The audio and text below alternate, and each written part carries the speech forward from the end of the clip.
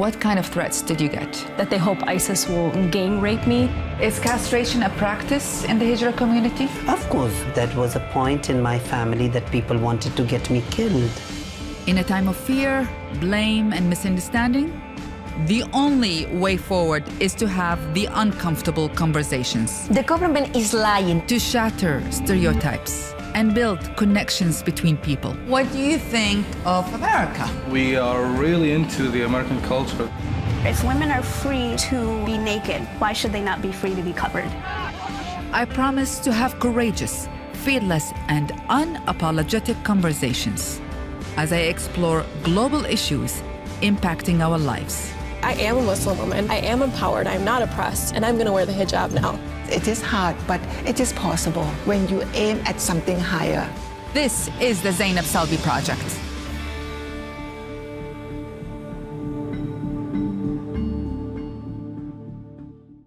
Hi. I can't think of a more timely conversation to have right now, given the week that we've had. For unfortunate reasons. Well, yes. Unfortunate for a lot of the population, yes. Tell me about the project and how it came about. Well, the project is trying to do a different kind of stories. It's really taking in a way, the Trump approach of just being straightforward about it, actually, but trying to see the other and how the other is experiencing the story, whatever it is, be it Muslims in America or, or radicalized groups in France or transgender in India or all of these issues. So we often, when we see the other, especially if it's however the other, we either demonize them as they are bad or we romanticize them as that they are better than us. And the truth is, the good and the bad and the ugly happens everywhere. So how can we tell the story as they are experiencing it, but neither demonize nor romanticize, but just get to understand and using our emotions in the process. So it's not, I don't call it an only head project, it's also a heart project. So give me an example of one of the stories that really resonated with you. A story that I was like shocked at my own emotions is I went to France to do a story about why young Muslims are being recruited by ISIS. And I interviewed mothers and families of sons who have joined ISIS and who have committed terrorist attacks. So I'm going into the families and I'm expecting to see fundamentalists, radical, people who are like scary, that I'm scared of. And I enter, and there's nothing abnormal about them. They are loving families. They are normal. I mean, like everything is normal. I associate with them, The sisters are policewomen, are engineers, are whatever, like in all kinds of jobs. The mothers are, and I asked them, I was like, so were you maybe some bad things happened in the family? No. Did you withhold as a mother or as a father? No. What did you not, what is it? No, and they just have, there's nothing that they could withhold. So these families are in distraught. And what they do talk about is an injustice, that being marginalized, discriminated, racism, police brutality, lack of jobs, all of that, makes their sons, makes everyone actually angry. But then ISIS then comes and take advantage of the issue. They are not the cause. That sounds familiar. Very familiar, right? So they are taking advantage of the cause itself, and then recruiting these men. And these families are left confused because on the one hand, they love their children. On the other hand, their children committed crimes. So one woman, I asked her, one mother, I was like, what is your message to the world? And she's crying and she's like, I just asked for forgiveness. And then the whole thing is crying. And she said, I love my son on the one hand, but I can't associate that this is the son that I raised and that he killed people. The point is, I left with all my crew crying because I was surprised that I could actually have such emotions. And I'm embarrassed even. I was embarrassed that I am crying for them and with them. And yet, I'm actually so grateful for it to understand what does it mean to be in the ghettos of France, to be ghettoized and discriminate, and how they are feeling and how people are fighting back, how young women and men are fighting back and saying, this is not who we are. So it's a very emotional story of something that otherwise all of us are afraid of, terrorists. And if you look at it in the other direction, you actually get to understand different aspects of it. Well, and this is such an interesting point to bring up today, given that President-elect Trump's Muslim ban page is actually reactivated. It's on his website again. So I know from what you've said in the past in interviews that I've seen with you, that feeds into this whole ISIS, the appeal of ISIS, correct? And the strength of ISIS. It only makes ISIS more powerful. I mean, the only people who take advantage and you know of this situation, of this tensity and fear and all of that is actually radicalized extremists, you know, terrorist organizations like ISIS. So the first episode is going to launch next week, which is about I went to Minnesota and interviewed Muslim women who are wearing the headscarf because they're becoming the target of the attacks. And honestly, I mean, there's a lot of judgments. Some of these judgments are mine as well, you know. And then you go and you're seeing that they are actually being harassed, guns after them, people trying to throw them out of the highway, throwing beer at them, all of these things. And yet these women are Americans. I mean, they're born and raised Americans, and they are, yes, immigrants, but they've been here like me for ages, right? And they're saying, can't you see I'm putting this as to exercise my American identity and my freedom of choice, and to make a point I am not oppressed. Now, you know, for me, in this particular time, because we all have fear and we all have anger at the moment, but if we lead with that anger and that fear, we all, and regardless of who we are, become the very thing we despise. So, you know, I grew up with Saddam Hussein. I called him uncle and all of that. And for the longest time, I feared him and I was angry at him for what he has done to myself and my family and the country. But there was the day in which I caught myself becoming what I despised about him. And so I came to realize we cannot let fear lead us. We have to actually turn the story. And as silly as it may sound, you know, we do need to look at it with love, actually. You know, even if we are against so-and-so or so-and-so, it doesn't matter. We need to change the way we relate with each other, and we need to change to have a dialogue in a different way with each other, not in a judgmental way. So how do we do it? Well, first, I think we should not shy away from asking the uncomfortable conversations. A lot of people do have good intentions, but they really want to be able to, like, say it, you know, and we have become afraid to say things as they are. So for me let us have the uncomfortable conversation and not package it and not like, you know, all of these things. Just ask, you know. In the taxi here, in my way here, the taxi asked me, are you Sunni or Shia? When he learned I'm originally from Iraq. And, you know, and I'm glad he asked me that. And I told him, like, you know, in Iraq, this is actually a very bad question. We don't ask this question to each other because it's insulting question. It's very, in our culture, we don't have that. I didn't know that. Exactly. Most people didn't know that. So, you know, so I'm glad we have this question, these conversations, like, be honest, let's not be afraid.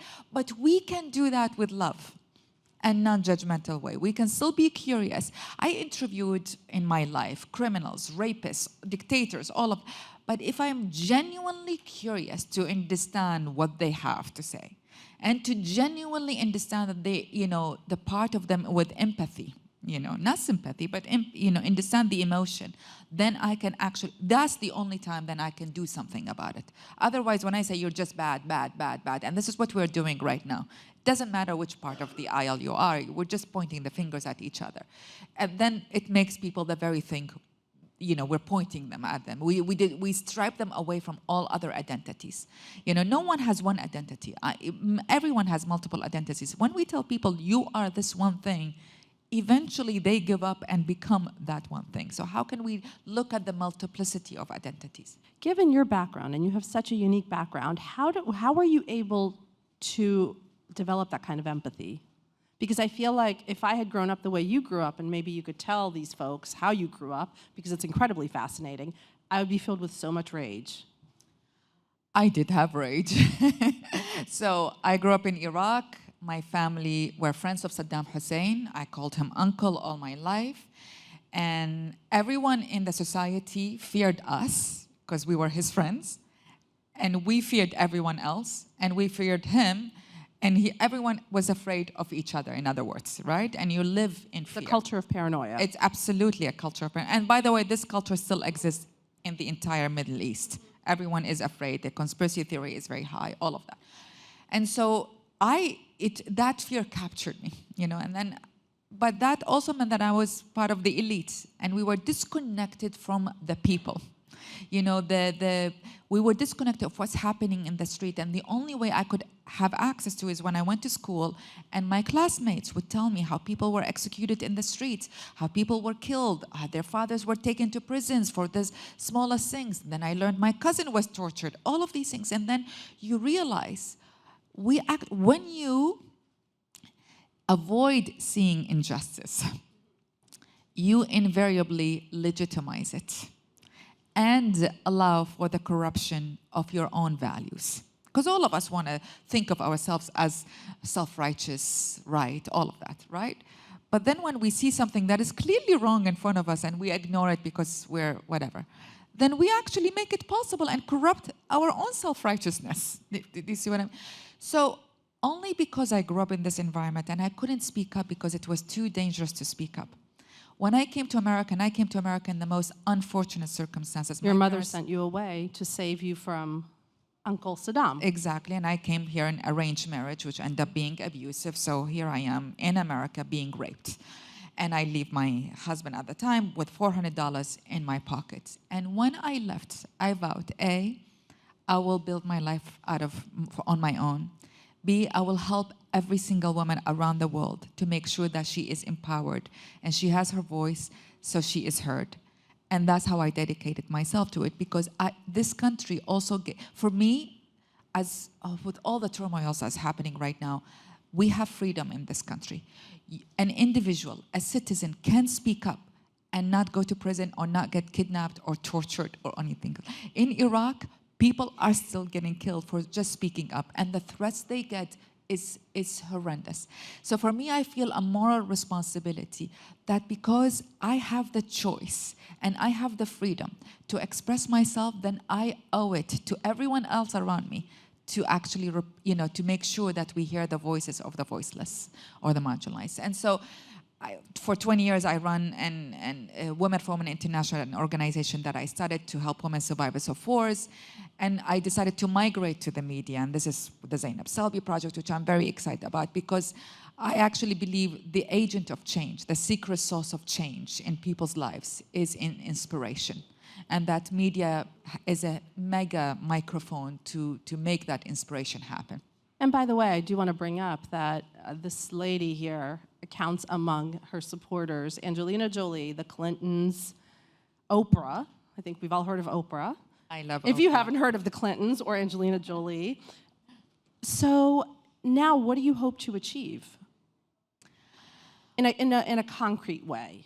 In a concrete way, I hope to shed new lights and new perspectives through the project on a different way of narrating the stories, be it anywhere of the countries, honestly. And even in the journey of finding out the projects, I learned a lot of things. I had no idea, for example, that being a journalist could be one of the most dangerous jobs in the world. Because in here is a fancy job. In Mexico, they are getting killed and kidnapped and tortured. And I interviewed a 24-year-old young journalist who was beaten up nearly to death for just reporting on truth. And they keep on going. I found them so inspiring. Or that, I'm like a typical New Yorker. I practice my yoga and my meditation every day. And I love Buddhism and all of these things because that's all what I know of my yoga classes, right? I had no idea that there's discrimination against women in Buddhism and that Thai women actually are getting, burnt, and all of the monasteries monasteries for women are getting burnt and attacked just because women are saying, I want to be an ordained monk, and so No idea either. I had no idea. So it was like, for me, a curiosity. Or India, a country we only cover when there was violence against women.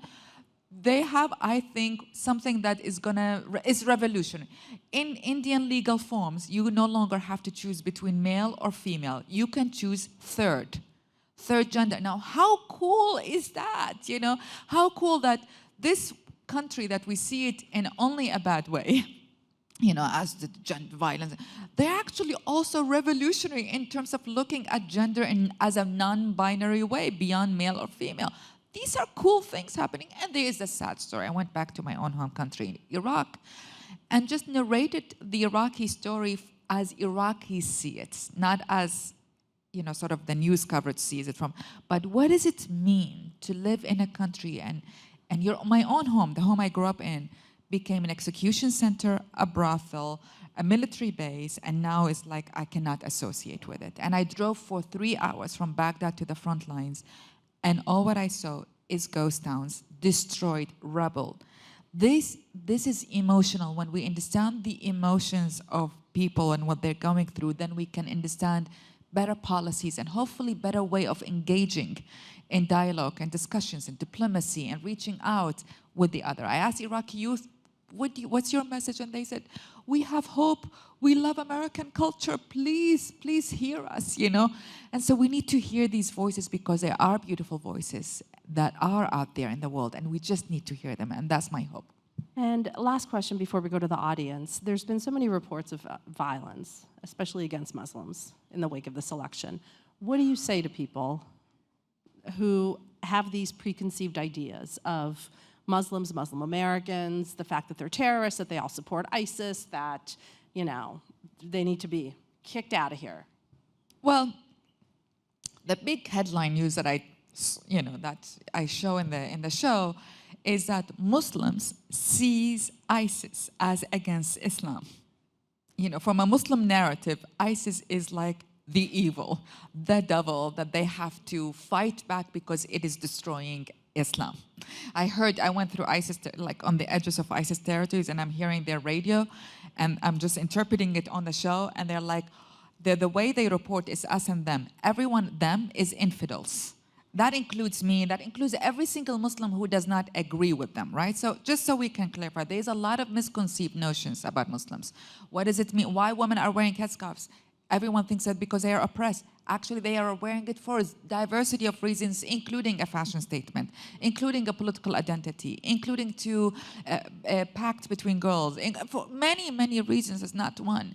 So we need to understand, this is how they're looking at it. But the big headline in here, when I asked every single Muslim I interviewed, be it in America or in France or in Iraq, about the same question, and they said, please get to know us.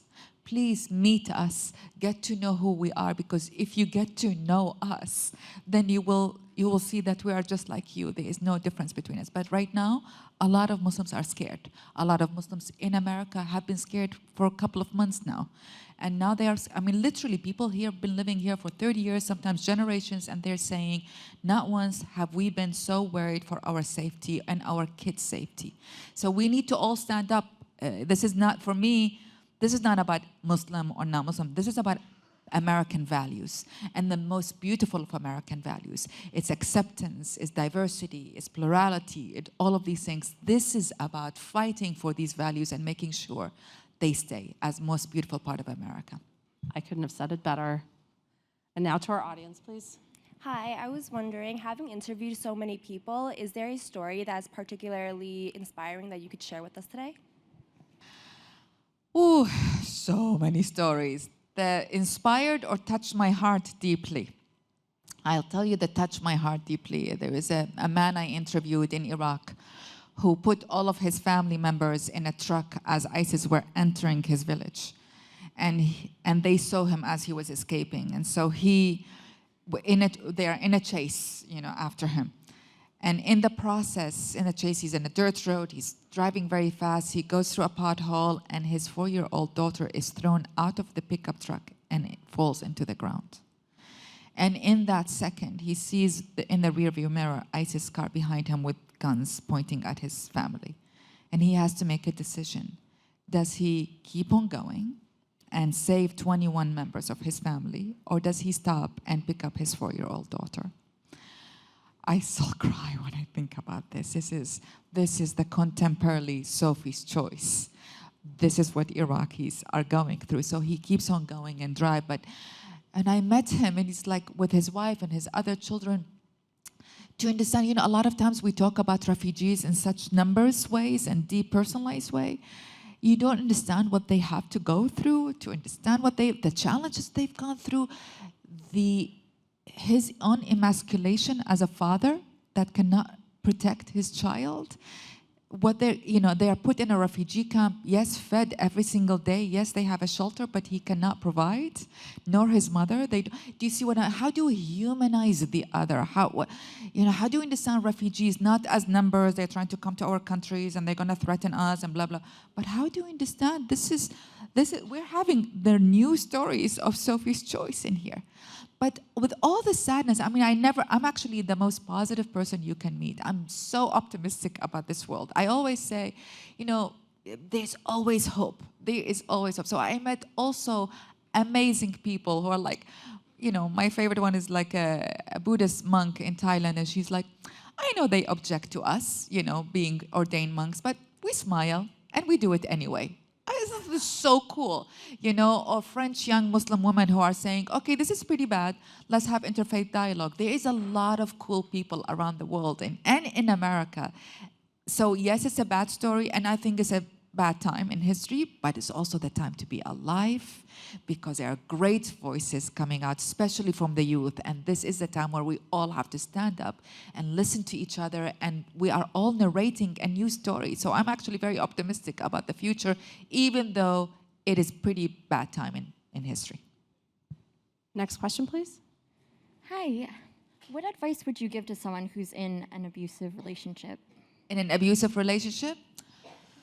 Oh, well, I've been in abusive relationships. Never doubt yourself. When I was in a marriage and it was abusive, and my family was not with me, they were actually in Iraq, I was alone in America, and I could not even reach them. I had no idea. At that time, I was only 20. I had no idea the meaning of rape. I was not aware. I just did not know any of these things.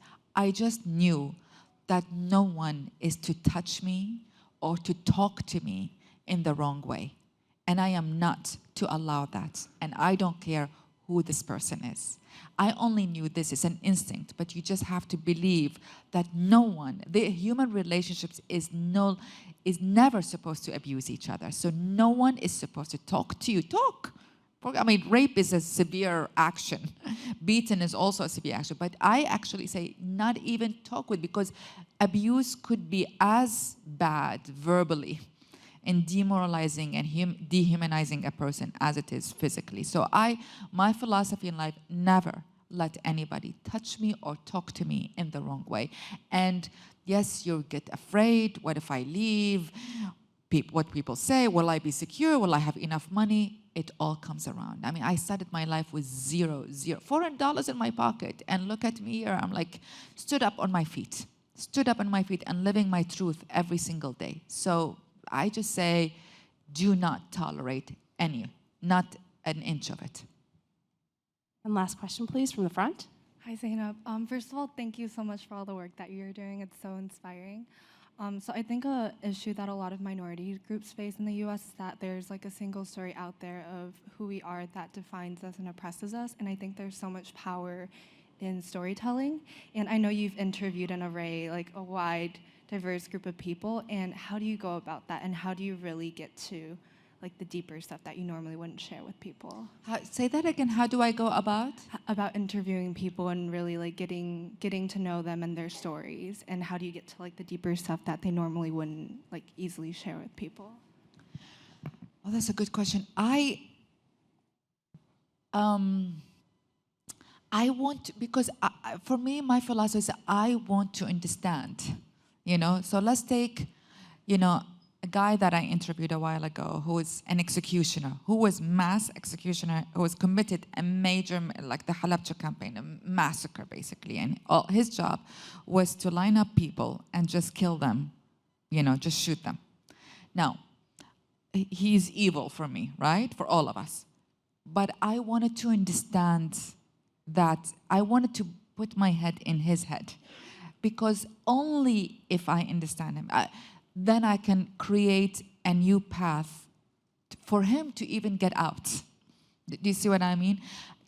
So the question is, how can I truly, truly be curious? And in that moment, truly be non-judgmental. And in that moment, truly use my empathy. The thing is, the good, the bad, and the ugly exist in all of us. I have my shadows. I cannot judge other shadows. Like human emotions, we all have it, you know. But we have it to different extents, you know.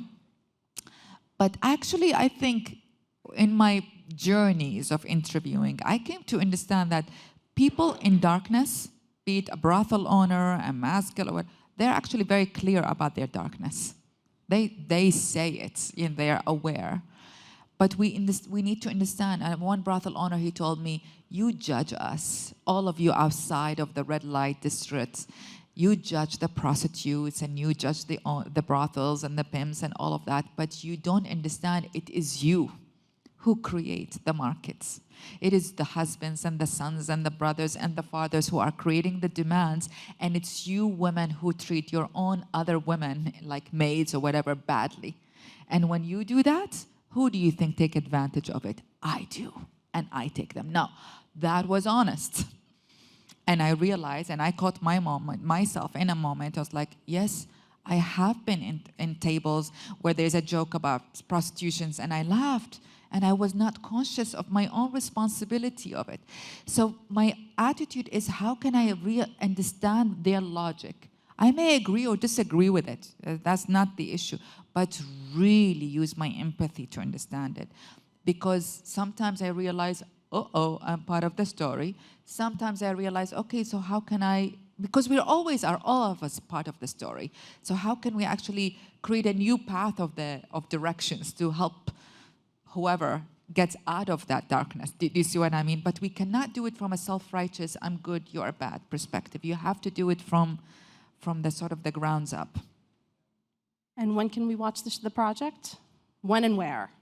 HuffingtonPost.com. And next week, November 15, is the first day. Perfect timing. Yeah. What day next week? Tuesday. Tuesday. Hooray. Thank you so much for being here. Thank you so much. Thank you.